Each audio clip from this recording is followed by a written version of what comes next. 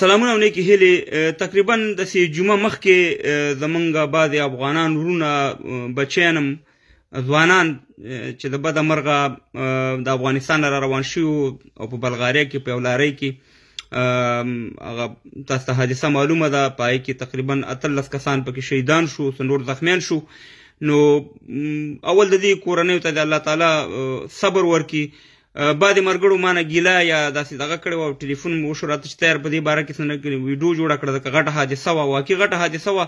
خو داسې ځای چې زه خو په هر شي باندې ویډیوګانې دا ضرور نه چې زه په هر شي ویډیو جوړه کړم، خو موږ چې هر څوک مخکې کېږي د هغې شاته ودرېږو. دغه درد زموږ درد دی، دا زموږ د وطن درد دی، دا زموږ د افغانانو درد دی. نو ما پوښتنه کړې ده، کوږه ورور شته دی هلته چې لاړو، ما ورته بیا میسج هم وکړو، ما ورته ټلیفون هم وکړو، زه در باندې خپل میسج هم اورم او بیا چې هغه ته ما څه ویلي هغه هم در باندې وکړم. دا زما میسج. سلامونه او نیکې هیلې. دا زما دغه جوړې طبیعت یې ښه دی، قلاري ده. الله دې وکړي چې تاسې خپل هم روغ اوسئ او فامیل سره. وروره ویډیو مې ده وکته چې هلته تللی وې او د افغانانو سره د خپله همدردي هغه انساني مسلماني او افغاني وظیفه اجرا کړه. الله دې اجر درکړي، الله دې همیشه کامیاب لره، الله دې دا دنیا هم ښایسته کړه او هغه دنیا. وروره موږ ته څه خدمت چې شي موږ باندې غږ وکړه، موږ نن په خدمت کې یو، ځکه دا د انسانیت د مسلمانانو د افغانانو خدمت دی، دا مشترکه کار دی.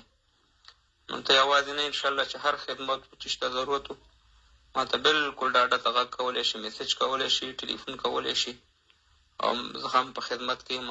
انشاءالله نور ملګري به وي. الله دې تا ته د دې نیک کار د دې اجر درکړي چې د دغه شان د بېوسه مظلومانو افغانانو ځوانانو ته پوښتنه کې او الله به انشاءالله د دې اجر درکوي. نو زه په خدمت کې یم، هر وخت چې بیا په ما غږ کولی شي چې ضرورت شته ده. زه خدای په امان. نو بیا مې ورته ټلیفون هم وکړو، ځکه میسجونه هغه ته ډېر شوي، او بیا مې ورته ویل چې شته ضرورت یې دلته به انشاءالله که پیسو ته ضرورت و، پیسو ته که منډې ته ضرورت و، زما تګ ته ضرورت و هم شو انشاءالله زه حاضر یم. خبره دا د افغانانو دا مشترکه کار دی چې زموږ په هر یو افغان رور زوی یا ورور باندې په لاره کې مشکل دی، زموږ د وسه کېږي خامخا به ورسره منډه وو. دغه شان دی کوم سفیر صاحب چې دی، دغه شان دی کوم ایرلاین دی او نور دغه چې دي چې په دې کې دغه ښودلی چې موږ کومک کوو، الله دې ټول ته اجر ورکړي. او باید دغه که هر یو څوک وي د هر طرف نه وي باید کومک وکړي، که هغه د کوم ایرلاین والا وي، که هغه سفارت وي دغه د افغانانو چې دغلته شهیدان کېږي او دغلته یې مړي پراته وي یا دلته تحمیل کېږي، باید د خپلو کورونو ته ورسوي. جزاک الله خیر. ما خالي خپله دغه ویډیو مې په باره کې مې سپینوالی درکړو چې ما یې پوښتنه کړې ده یا کوږه یا زه یو خبره ده.